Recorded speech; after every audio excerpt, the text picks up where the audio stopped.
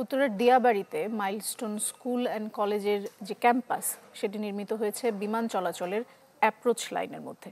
তাই ক্যাম্পাসটি সরিয়ে নেয়ার দাবি জানিয়েছেন পরিকল্পনাবিদরা। ইনস্টিটিউট অফ প্ল্যানার্সের এক সংবাদ সম্মেলনে দাবি করা হয়েছে যে স্কুলটি প্রতিষ্ঠার সময় রাজুক থেকে কোনো রকম অনুমোদন নেওয়া হয়নি। Diabari milestone school and college campus, যেটির অবস্থান হজরত শাহজালাল আন্তর্জাতিক বিমানবন্দরের কাছেই।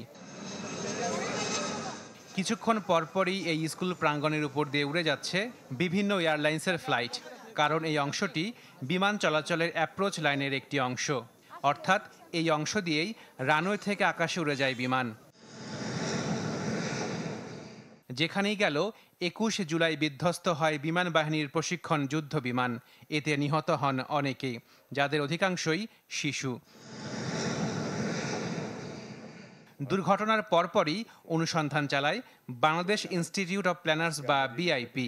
তথ্য বলছে দিয়াবাড়ির মাইলস্টোন স্কুলের ক্যাম্পাসটি বিমান চলাচলের অ্যাপ্রোচ লাইনের মধ্যে।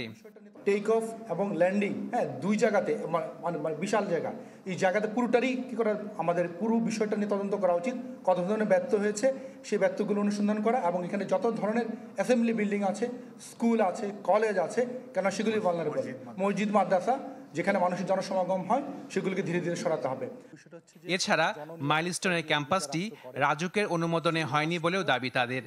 যেই দোতলা ভবনের মধ্যে প্লেনটা হিট করেছে, এই ভবনটা সম্ভবত রাজুকের কাছ থেকে কোনো ধরনের অনুমোদন নেওয়া হয়নি। যদি অনুমোদন না নেওয়া হয়ে থাকে তাহলে এই যে ভবন হয়ে যাচ্ছে অনুমোদন ছাড়া, এবং যখন একটা ভবন অনুমোদন নিয়ে করা হয় তখন যেটা হয় কি, সেই ভবনটা বিএনবিসি এবং ইমারত বিধিমালাকে কমপ্লাই করে কিনা সেটা মেজার করা হয়, রাজুকের সেটা দায়িত্ব।